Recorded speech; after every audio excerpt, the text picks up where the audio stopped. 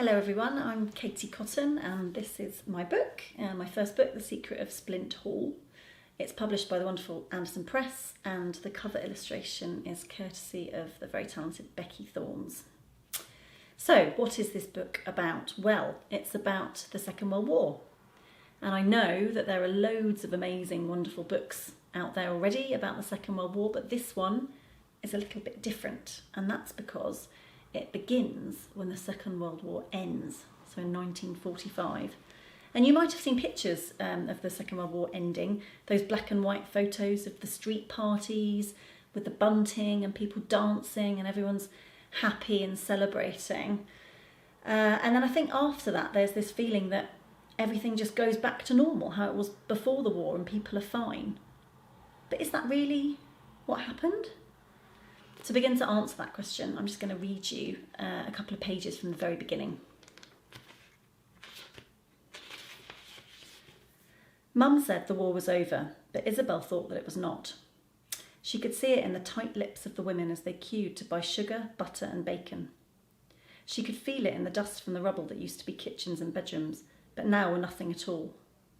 That was what had happened to their house. One evening it was there, the next morning it wasn't. It had become a pile of rocks, like something you walked over to get home in a storybook, but they didn't have a home to get to anymore. They were the lucky ones, Mum had said, holding Isobel's hand too tight. They'd been in the shelter when it happened, not like Mrs. Potts and her children, Sammy and Kit from number 48. Isobel knew that they were lucky, but she hadn't felt it at the time. Most of all, the war was in the eyes of the men that had come back. Or it was in what wasn't in them, like a light had gone out, how they looked without seeing, like they were miles away. She had said that to Flora, but Flora said she didn't know what she was talking about, and she should be quiet and stop looking at people anyway. Nosy Parker. Isobel thought that maybe Daddy would have looked like that if he'd come back from the war. She wanted to ask Flora about it, but she'd only get cross and tell her to stop talking about him. They'd known he wasn't going to come back ever since the boy came with the telegram that had made Mum bend right over like she was going to be sick.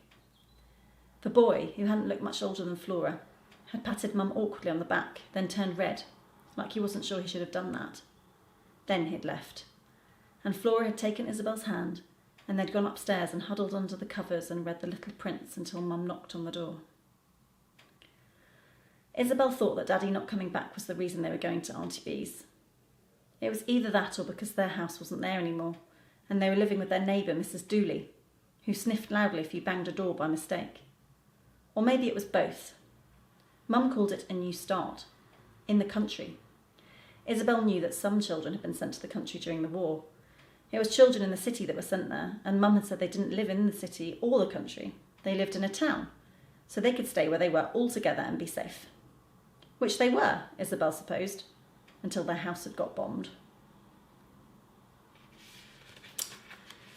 So after the war, there were many people like Isobel who had lost a loved one or who had lost their home to a bombing raid. Food was still really scarce, so rationing, which was how the government made sure that everyone had enough to eat because there was so little food, that was a system that was in place for 9 years after the war ended. So times were still tough, and the streets in the cities and the towns showed that because of the bomb sites that were still there, some of which weren't cleared for years.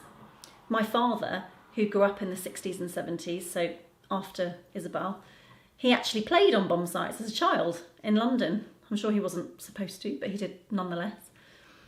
So there's this sense, I think, that there was, damage that you could see all around you, and that damage, I think, was inside people too. It just wasn't as easy to see. So this book is about that, but it's also about what happens when Isobel gets to Splint Hall, this very grand house that belongs to her Auntie Bee, because she soon realises that it's a house that's full of secrets. There's Auntie Bee's horrible husband, Mr. Godfrey, who, for some reason, receives mysterious visitors and packages in the middle of the night. There's a boy called Simon, who Isobel doesn't get on very well with at the beginning, who's always snooping around the air raid shelter and manages to avoid getting caught by Mr. Godfrey by going in there. So where is he going?